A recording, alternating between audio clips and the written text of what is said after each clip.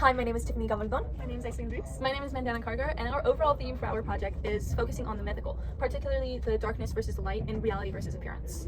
So the first word we decided to research was manticore, and so this was first mentioned by the Greek historian and physician Thesis. And so he basically defined this word as a man-eater, a creature with the body of a lion, head of a man, and a scorpion's tail.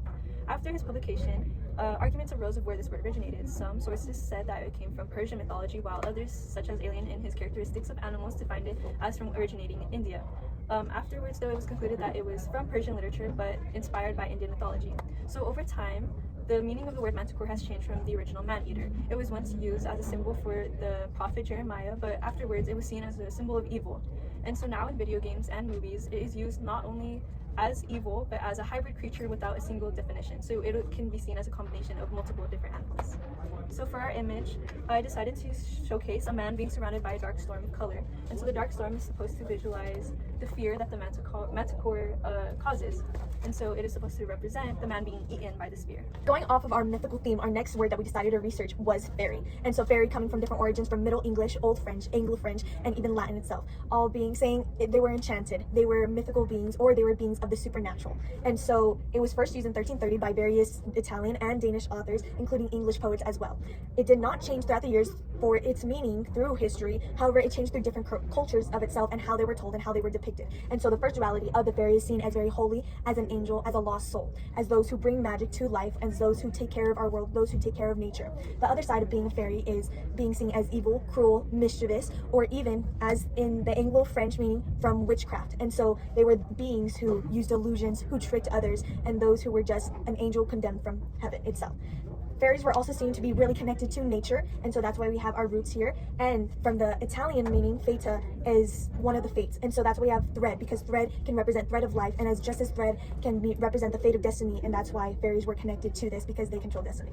For the word that we decided to create, picture a person who's not only sharp, but is also foolish, like a character of contradiction. Our word ulshmo completely captures the spirit of that. It is a combination of the Old English word ul, which can be traced back to German for ulan, which mimics the call and the echo of an owl's hoot. It also combines this ul with schmo, a Yiddish rooted term for schmuck or schmuck, which is used to describe an average, ordinary jerk. In this case, together they combine to have a direct translation of a wise idiot. So as you can see here in our picture, we have a tree, but not just a regular tree, it is an upside down tree. This represents our paradox of disappearance versus reality. As you can see, the tree itself represents our wisdom, the wisdom of the owl, the intelligence of the owl. However, as not seen in a typical tree, it has multiple colored leaves. These leaves serve as a facade, a disguise, a distraction to hide the real message that is shown by the tree itself, by the hidden wisdom of the tree, and in this case, the hidden wisdom of an owl. In this case, in this context, the tree itself can also be personified as an ulshmo. It has the contradiction between reality and its appearance. For our second word that we decided to create, we have bestia Freud as our extra credit. In this case, imagine someone tapping into their wild side and expressing this joy of having this wild feeling.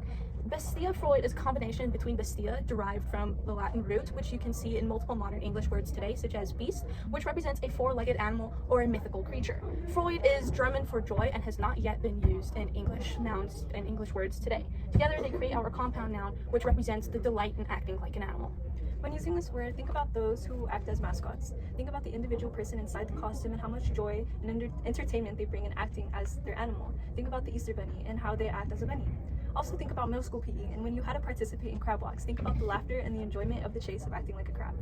And as depicted in our picture, in context of what the two girls were saying, a way to use our word is the man is experiencing bestia Freud as he growls like a dog. So again, these are people who take enjoyment or who enjoy being an animal itself. They have that different reality.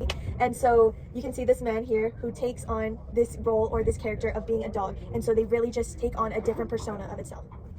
Thank you very much. Thank you.